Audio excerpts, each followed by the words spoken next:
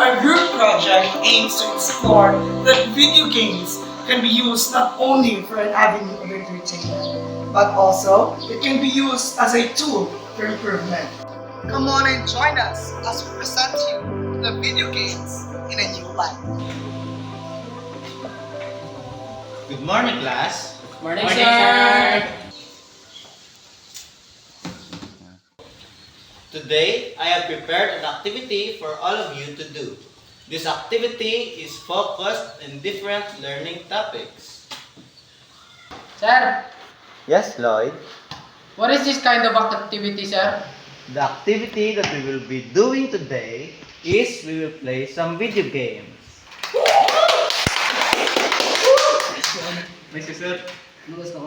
I know that this activity might not be the one that you expected to do in school, but this might be the activity that will ignite a spark for you to learn better.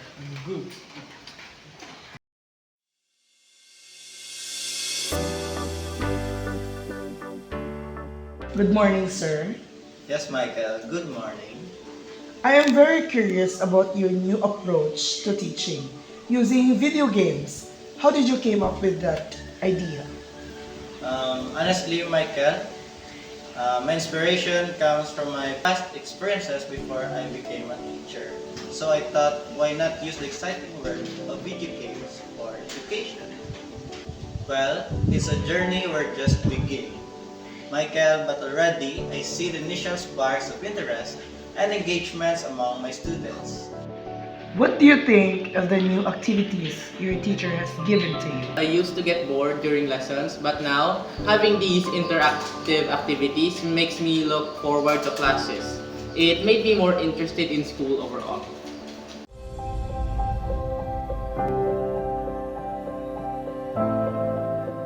Do you think that video games can be effective in teaching students? I do think it can, especially in new generations where traditional learning is not as effective and interesting for them. Video games have the ability to attract attention and stimulate learning situations and environments. Do you think that video games can be educational, especially to you as a student? Well, I do think they can be, but for someone who like me, who hasn't had much prior experience with games, I find it is a little bit challenging. So, John Arlan, I would like to ask, what have you learned so far during the two activities? My first activity focused on teamwork and collaboration, and I have learned that effective communication and coordination are key to achieving our goals as a team. And how about the second activity? The competitive gaming session was intense, but also incredibly rewarding. It taught me the importance of strategic thinking, adaptability, and staying focused under pressure.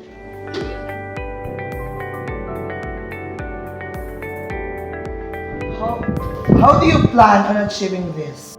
I have planned on achieving this by carefully selecting educational games that align with specific learning goals, while also being engaging and enjoyable for the students.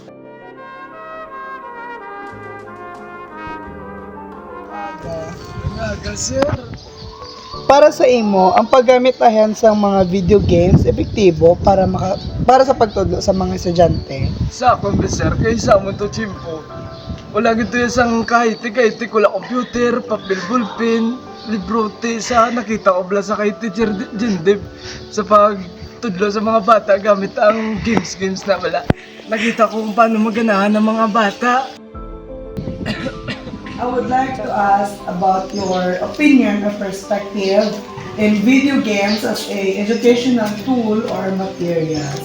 Well, I do think that playing video games with kids such a young age is very dangerous.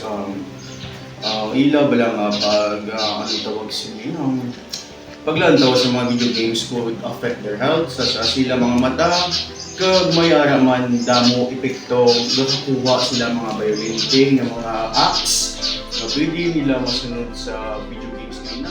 Now that we've heard diverse perspective on integrating video games into education, let's return to Teacher Jumbe to delve deeper into his strategies and address some of the concerns raised. Hearing different viewpoints is valuable, It helps us refine our approach. Well, it's essential to acknowledge these concerns and approach them with a balanced perspective. I do hope that you learn a lot from this video. And always remember, learning comes in any form, and that's including the video games. I am John Michael Navarro Belga, ang iyong lingkod. Hanggang sa muli, paalam! You are my sunshine, my only sunshine. You